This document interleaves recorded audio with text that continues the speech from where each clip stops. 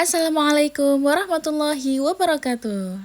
Halo teman-teman semuanya, di video kali ini kita bakal mulai seri pembelajaran tentang salah satu bagian paling penting dalam bahasa Inggris, yaitu nouns atau kata benda. Emang apa itu noun? Kenapa kita harus peduli sama noun? Dan kenapa sih guru-guru selalu ngomongin noun di awal-awal belajar grammar? Oke, jadi dalam bahasa Inggris, a noun is a person, place, thing, or idea. Yaitu kata yang digunakan untuk menamai suatu benda, baik nyata, konkret, maupun tidak nyata atau abstrak. Gampangnya, noun itu nama orang, tempat, benda, atau ide. Pokoknya, kalau kamu bisa kasih nama buat sesuatu, itu kemungkinan besar noun. Tapi ternyata noun itu punya banyak jenisnya loh. Nah, ada yang berdasarkan wujudnya, ada yang berdasarkan jumlahnya, dan juga ada mixed noun. Tapi teman-teman jangan panik dulu, kita bahas satu-satu pelan-pelan, dan di video ini, di part 1 ini, kita fokus ke noun berdasarkan wujudnya dulu. Yaitu ada concrete noun sama abstract noun. Yuk langsung aja kita bahas. Oke teman-teman, jadi noun berdasarkan wujudnya itu ada yang namanya concrete noun sama abstract noun. Nah, di concrete noun itu ada pembagiannya lagi. Ada yang namanya common noun, proper noun, material noun, dan collective noun. Nah, oke teman-teman, jadi kita harus tahu dulu nih, apa sih itu concrete noun? Jadi, concrete noun itu adalah kata benda atau noun yang merujuk pada benda, orang, hewan, atau tempat yang bisa dilihat, disentuh, didengar, dicium, atau dirasakan secara fisik oleh panca indera. Nah, sekarang coba kita lihat pada kalimat berikut ini. We order a large pizza for dinner. Kami memesan pizza besar untuk makan malam. Nah, di sini aku jabarin analisa kalimatnya ke part of speech. Dan yang menjadi noun di sini ada kata pizza dan dinner. Nah, kenapa? Kalau kita perhatikan bahwa kata pizza itu kenapa bisa dikatakan concrete noun? Karena dia adalah sesuatu yang bisa kalian lihat, cium, sentuh, dan cicipi. Intinya pizza itu bisa dirasakan oleh panca indera dan itu adalah ciri utama dari concrete noun. Nah, terus satu lagi ada kata dinner. Nah, kata dinner ini merujuk pada makanan yang nyata. Sesuatu yang bisa kamu lihat, cicipi, cium, dan sentuh. Apanya yang bisa dilihat? Misalnya seperti piringnya, makanannya, dicium aromanya, dan juga bisa disentuh. Gitu ya. Oke teman-teman, sekarang langsung saja kita bahas satu persatu apa aja sih yang masuk ke dalam concrete noun. Oke, yang pertama itu ada yang namanya common noun, yaitu kata benda yang sering kita jumpai dalam kehidupan sehari-hari.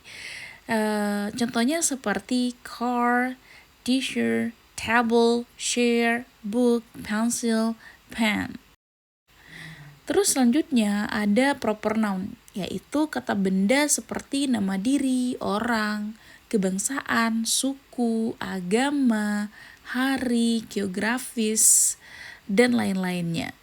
Nah, biasanya sih diawali dengan huruf kapital nih, kayak nama orang misalnya Daniel, kebangsaan Indonesian, Islam, Monday, Ocean, dan lain-lain. Oke. Selain itu, ada material noun, yaitu kata benda, material, atau zat yang berupa bahan dasar untuk membuat sesuatu. Biasanya benda yang tak dapat dihitung. For example, like water, sugar, sand, wood, gold, paint, oil, air, and etc. dan lain-lain. Nah, yang terakhir itu ada collective noun, yaitu kata benda yang menunjukkan suatu kelompok atau kumpulan tertentu.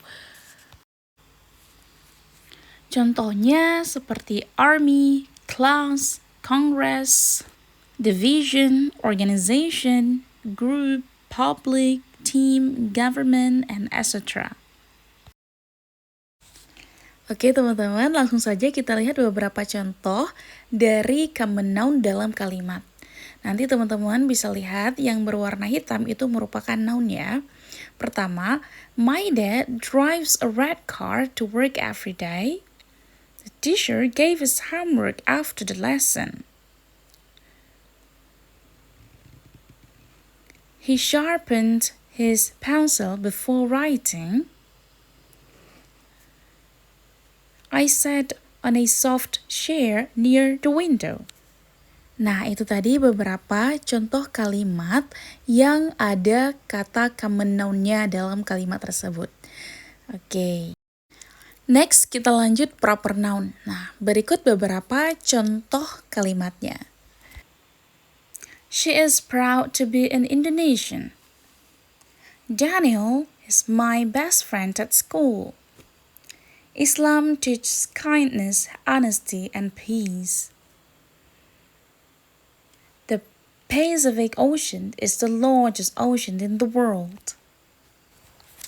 Nah, teman-teman bisa lihat yang kata bertuliskan warna hitam itu merupakan proper noun-nya. Oke, next kita lanjut dengan material noun. Berikut ini ada beberapa contohnya, langsung aku bacain. Oke. We must drink enough water every day to stay healthy. Perhatikan kata yang berwarna hitam. She add some sugar to her tea. Children love playing with sand at the beach. He used blue paint to color the wall. Next, kita lanjut dengan collective noun. Oke. Ada beberapa contoh seperti the organization helps children in rural areas. The government is working on new education policies. The class was very quiet during the test. Our family goes camping every year. Nah, jadi bisa dipahami ya teman-teman, kalau misalnya noun itu bisa saja berada di awal, bisa saja berada di tengah, bahkan di akhir dalam sebuah kalimat gitu ya. Oke, next. Selanjutnya itu ada abstract noun. Emang apa sih itu abstract noun? Nah, jadi abstract noun itu kata benda yang tak berwujud atau bentuknya itu nggak kelihatan, tapi kamu bisa merasakannya atau memikirkannya gitu kan. Contohnya kayak connection, love, freedom, confidence, complaint, hope, dan lain-lainnya gitu.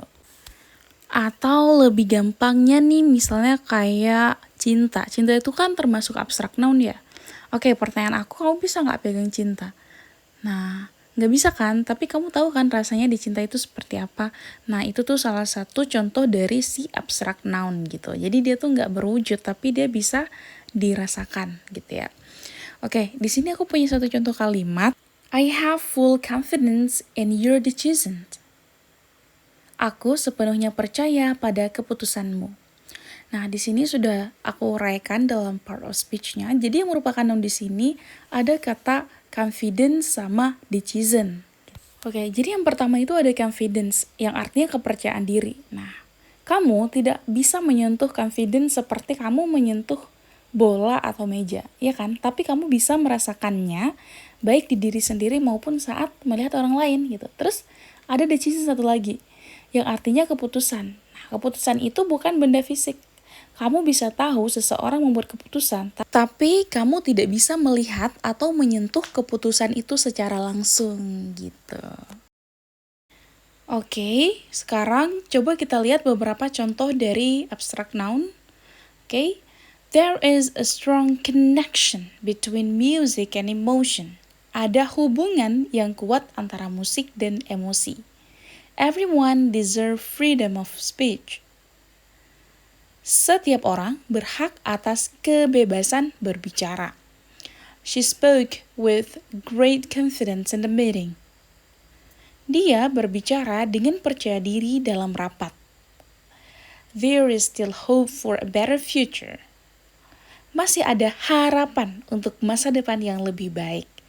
Nah, itu tadi ada beberapa contoh kalimat dari si abstract noun. Simpelnya, kalau kamu bisa megang, lihat, dengar, atau cium bendanya, itu namanya concrete noun. Nah, terus kalau kamu cuma bisa pikirkan, rasakan secara emosional, atau bayangkan, maka itu namanya abstract noun. Oke teman-teman, jadi itu tadi pembahasan kita tentang noun berdasarkan wujudnya. Semoga sekarang kamu bisa lebih gampang ya bedain mana kata benda yang nyata dan mana yang cuma bisa kamu rasain dari dalam diri. Jangan lupa, ini baru part 1 ya. Di video selanjutnya kita bakal bahas noun dari sisi yang berbeda, yaitu dari sisi jumlahnya. Spoiler dikit nih, ada benda yang bisa kamu hitung dan ada yang gak bisa dihitung pakai angka. Menarik banget kan? Jadi pastikan kamu klik like kalau video bermanfaat, share ke temanmu yang sering ngantuk pas pelajaran grammar, dan jangan lupa subscribe biar kamu gak ketinggalan video selanjutnya. Sampai jumpa di video berikutnya. Assalamualaikum warahmatullahi wabarakatuh.